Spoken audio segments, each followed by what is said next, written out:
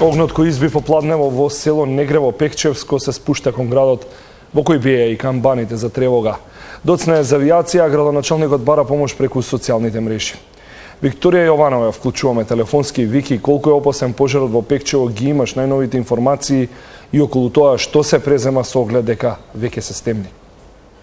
Да, Павле, и оваа вечер не е добра вечер за граѓаните на источниот регион. Пожари има на сите страни во сите општини, а најдраматично е на крајниот исток. Во близина на градот Пехчево гори високо стеблеста борова шума. Пламените јазици се некаде околу 500 од 500 до 600 метри од првите куќи во градот Пехчево. Попладнево ги слушнавме и камбаните како биеа и го повикуваа населението на мобилизација за да се спречи огнената стихија. Видовме и како горат и најубавите борови дрвја над самиот град Пехчево, познати како Равноборје. Предлагам овде да ја видиме, да ја слушнеме изјавата од градоначалникот на општина Пехчево, Александар Китановски, кој што вели дека овој пожар е поголем од оној кој што беше пред 3 години. Ситуацијата на терен е алармантна.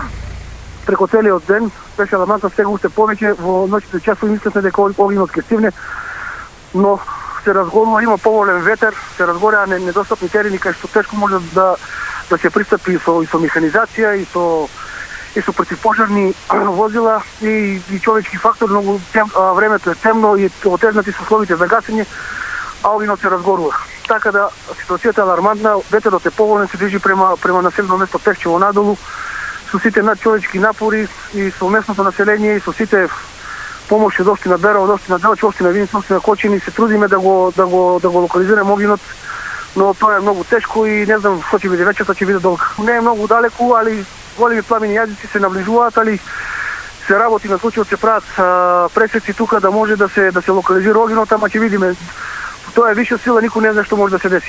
Нема да имаме лесна вечер, пошто да ви кажам дека прешникот на огнот може да е 5 км. Како човечки фактор не може да го изгаси. Ни треба поддршка. И поддршка од воздух. На терен во моментов е и директорот на Центарот за управување со кризи, Стојанче Ангелов, кој што е заедно со пожарникарите и вработени во македонски шуми, граѓаните и доброволците пожарникари се прават надчовечки напори за да се одбрани градот од огнената стихија, бидејќи гори високо борје, тоест борова шума. Овде предлагам да ја слушнеме изјавата и да ја видиме изјавата од Ангелов. Она што може да се види зад мене е пожарот кој што бесне е на територијата на општина Пехчево и кој што го загрозува селото Негрево. Се прават силни напори од земја да биде воспоставена контрола врз огнот, за да не се дозволи негово ширење во насока на селото Негрево и во насока на Пехчево.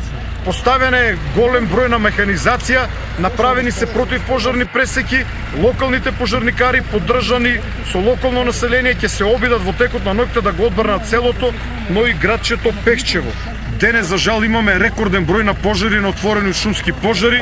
Досега регистриравме најмалку 54 вакви пожари. Од нив активни се 19 пожари кои што ќе продолжат да горат во текот на ноќта, а 35 пожари се целосно изгаснати или ставени под контрола. Над градот Пехчево, инаку од попладнево гори во село Долни Балван, Штипско, каде што пожарот се доближуваше и до куќите. Сега пожарот, тоест огнот, оди кон селото Крупиште. Попладнево имавме им помал пожар во штипската населба Света Недела.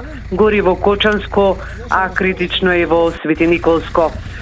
Павле, во моментов овие информации ги имам од терен.